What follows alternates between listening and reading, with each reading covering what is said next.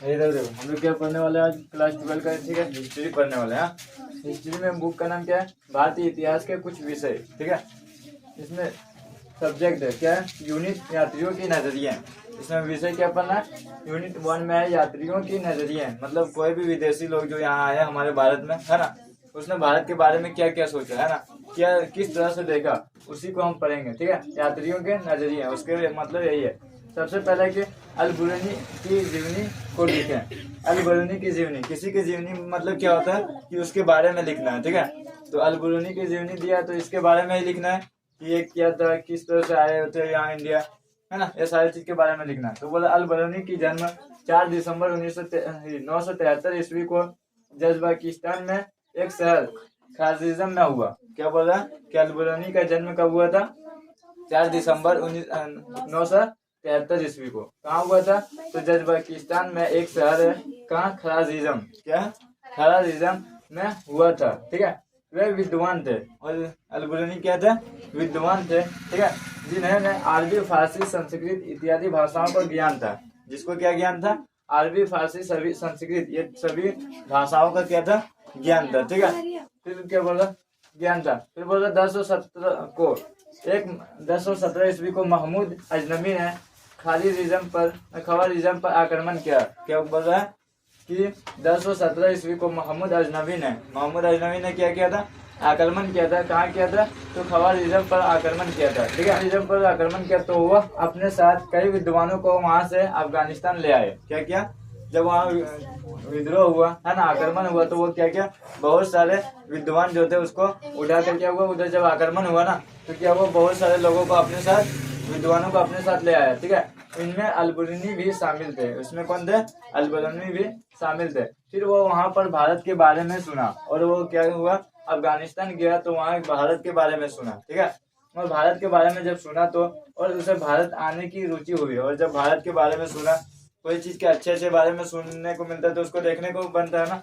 तो इस जब भारत के बारे में सुना तो क्या हुआ, उसको भारत आने की रुचि हुई, ठीक है। यह भारत में 1024 से लेकर 1030 तक रहे। कब से कब तक रहे, तो 1024 से लेकर 1030 तक। ये ऑब्जेक्टिव क्वेश्चन आ सकता है, ठीक है। फिर अल बरूनी भारत कब आए थे, तो कब आए थे, 1024 को। कितने सालों तक रहे, तो 24 और 30 कितना हो गया, 6 सालों तक रहे, ठीक है। बोलेगा कब से कब तक रहा, तो 1024 से लेकर 1030 तक रहा, ठीक है, याद रखना। फिर बोला इन्होंने एक पुस्तक लिखी जिसका नाम किताबुल हिंद है। क्या, अल बरूनी ने एक किताब लिखा जिसका नाम क्या है, किताबुल हिंद, जिनका अर्थ होता है भारत की खोज।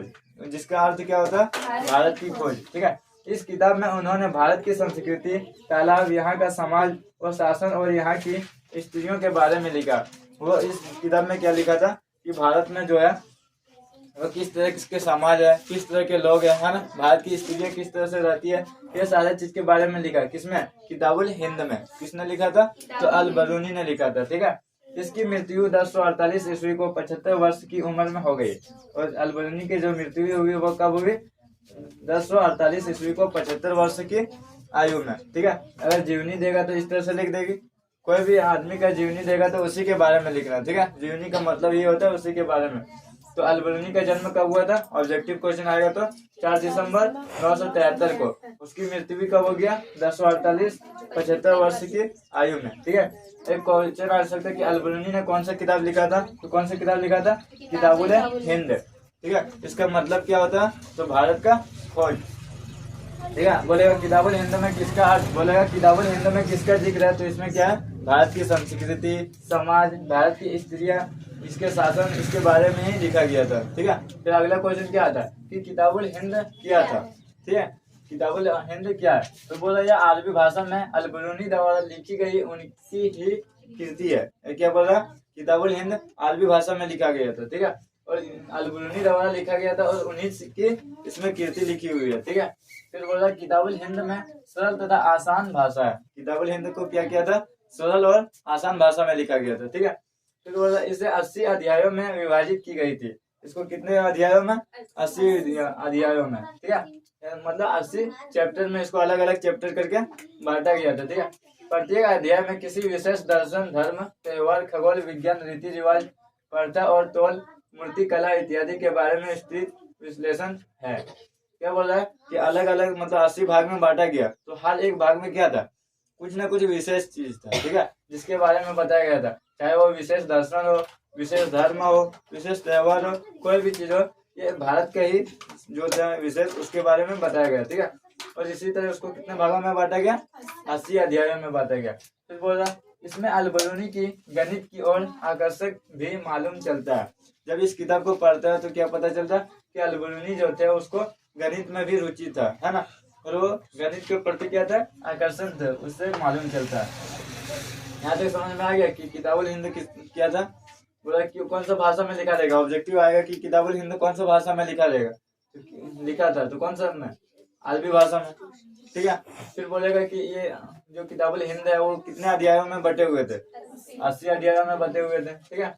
इसी तरह अगला क्वेश्चन क्या है, अल-बरूनी की कौन सी 3 अवरोध की चर्चा है, मतलब अल-बरूनी जब इंडिया आए, भारत आए, तो उसको कौन सी 3 रुकावटें आए, ठीक है। अवरोध का मतलब होता है रुकावटें आए, तो इसके 3 क्या लिखेंगे, अल-बरूनी के अनुसार 3 अवरोध निम्न है, ठीक है। 3 मतलब जो अवरोध है वो क्या निम्न है। सबसे पहला अवरोध क्या था, अरबी फारसी संस्कृत भाषा इत्यादि भिन्न थी।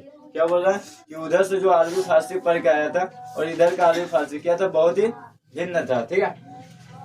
तथा सिद्धांतों को एक भाषा दूसरे से अनुवाद करना मुश्किल। देखो क्या अल-बरूनी के अनुसार 3 अवरोध क्या था। सबसे पहला अवरोध था कि वो जो फारसी अरबी संस्कृत उसका जो भाषा था वो इंडिया के भाषा से क्या था, बहुत ही भिन्न था, जिसके कारण लोगों को समझाने में क्या होता था, दिक्कत होता था, ठीक है। एक दूसरे को समझाने में, उसका अनुवाद करने में बहुत मुश्किल होता था, ये पहला इसका रुकावट आ रहा था। फिर दूसरा रुकावट क्या आ रहा था, अब उप महाद्वीप में प्रथा और धार्मिक अवस्था में काफी विविधता थी। क्या बोल रहा है कि प्रत्येक उप महाद्वीप में क्या था कि पार्थिक मतलब प्रथा और धार्मिक धर्म जो होता उसके लिए क्या होता था, बहुत ही विविधता था, है ना, धर्म को लेकर बहुत ही लड़ाई झगड़ा चलते रहता था, जिसके दूसरा अवरोध था, इसका दूसरा रुकावट था, ठीक है। फिर तीसरा अवरोध क्या था, अल-बरूनी ने अभिमान को माना। क्या माना, अभिमान को माना, मतलब इधर क्या था, कुछ लोग घमंडी तरह से थे, है ना, तो ये सारी चीजों को क्या किया, अल-बरूनी ने अभिमान को माना। अभिमान का अर्थ क्या होता है, घमंड होता है, ठीक है, घमंड होता है। ये 3 रुकावटें थे जो अल-बरूनी को क्या हुआ कि इधर आने से क्या कर रहा था, रोक रहा था, ठीक है। ये तीनों क्वेश्चन समझ में आ गया।